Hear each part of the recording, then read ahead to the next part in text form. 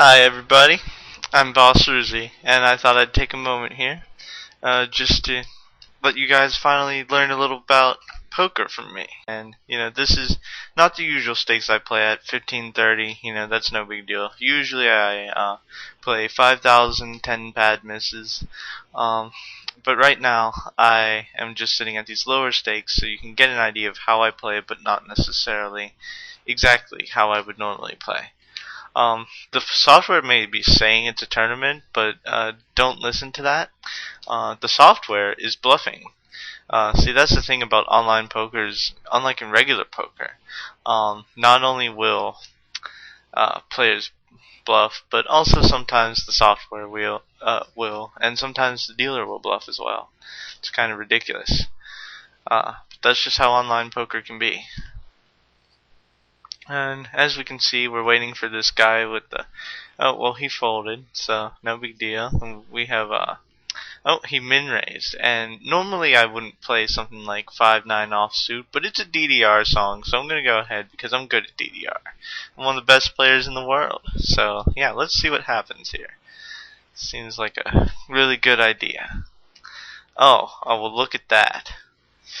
He's re-raised a 3-bet. Oh, and now the 4-bet insta-call. I don't know. I'm going to put those guys on AK. All three of them. Wow. Oh, look at that. Collectively, they had 1 AK. And see? The aces had 3 pair, and the skunk 30 had 3 pair as well, but he was outkicked. There's a queen on the board. Now I have king 6 of diamonds, and I'm going to fold diamonds because they're a girl's best friend, and I'm not a girl. Even though my best friend could potentially be a girl, I'm not really looking to get into a spot like that, so that's just how it's going to have to be for now.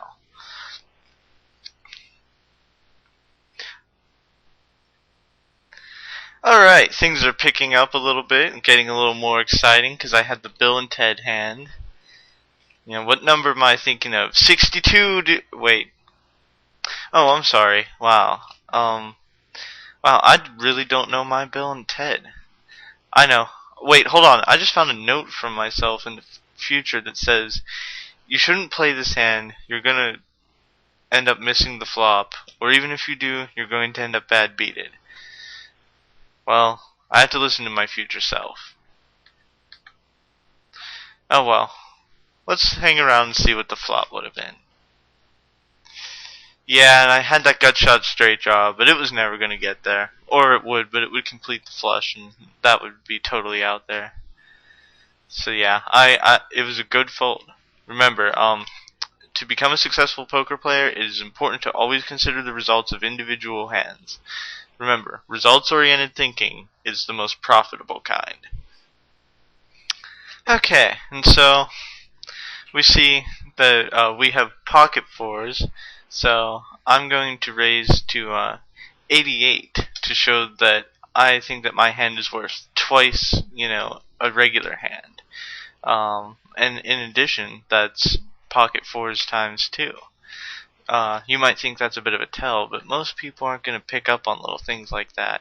And sometimes I can mix it up. Oh, well, that's no fun. Aren't you just a jerk going all in? He probably flopped quads, and if I had runner quads, I'd definitely insta-call here, but I think I'm drawing dead, so I'm going to fold. Hurts to make big laydowns like that sometimes. Alright, well, we can look in the hand history and see what I had. Oh, pocket fours. How about that? Let's see. I had 7 deuce, so I had to play this one aggressively in hopes that I can pick up people's big blinds.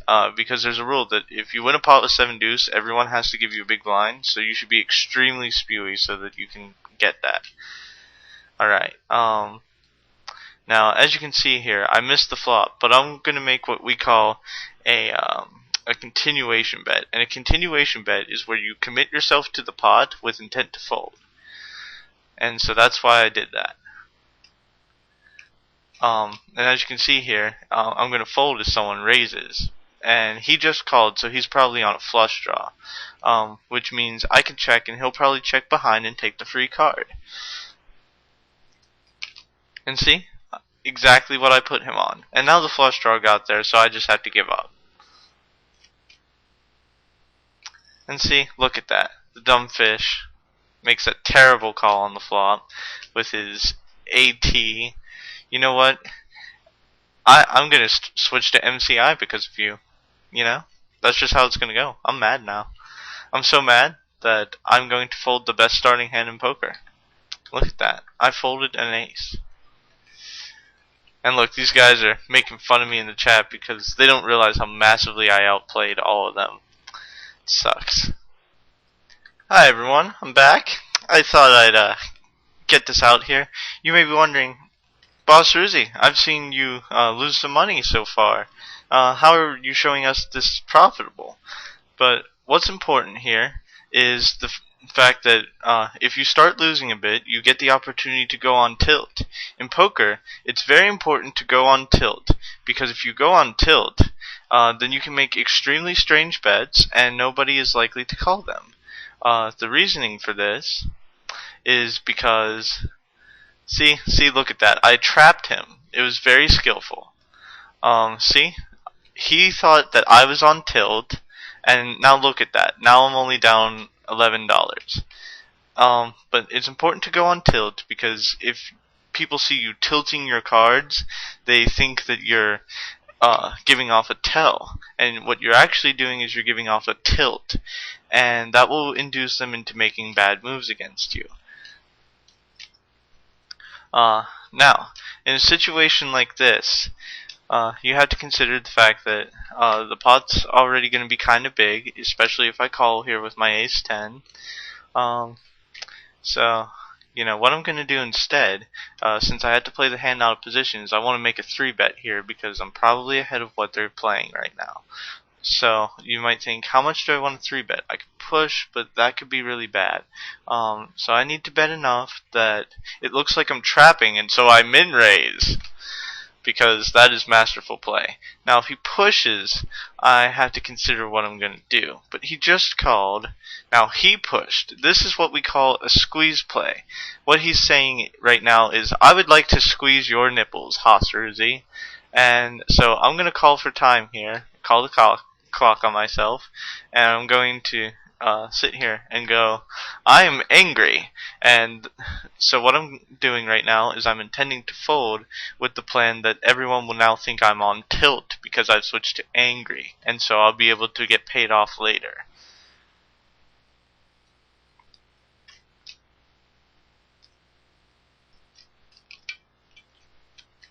Okay.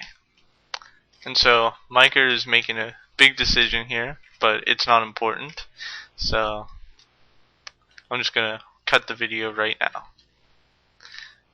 Actually, you know what? I want to see what he's going to do. I'm going to see it anyway, but I want you guys to see too. Oh, well, see, that's disappointing. But I'm on tilt now, so we'll be able to do something screwy with my table image in a little bit. Alright. Okay, I've actually decided it's time to make my big move. This is, now that I've established myself as on tilt, I can trick him into thinking that I'm making a tilt shove. But sometimes he's going to think maybe he's just pretending to make a tilt shove and actually has a big hand. And that way I can steal the blinds. All 5 of those blinds there. That half a blind. Oh, well, look at that. The software messed me up. Fuck you, Full Tilt Poker. This website is rigged. You know, I'm losing so much money because this buggy piece of software made me fold my cards. Look at that. I would have had a pair of jacks. That sucks. Okay, and here's my chance. Now I can properly tilt shove, and this will be a great chance to steal the blinds, so here we go. Now you might think, why would you shove that queen 7? But the real thing is, I'm so good at bluffing that even when you can see my cards are actually bluffing. I've got the aces. So I don't know what they're doing, because he's just made a terrible call. Look at that. He's way behind my ace. Oh, well, look at that. He sucked out on my aces. That's completely unfair. That's completely unfair. I had the aces. Your dumb fish, that's site is rigged. God damn it. I'm going to go play live poker where I can actually win money. Fuck you guys.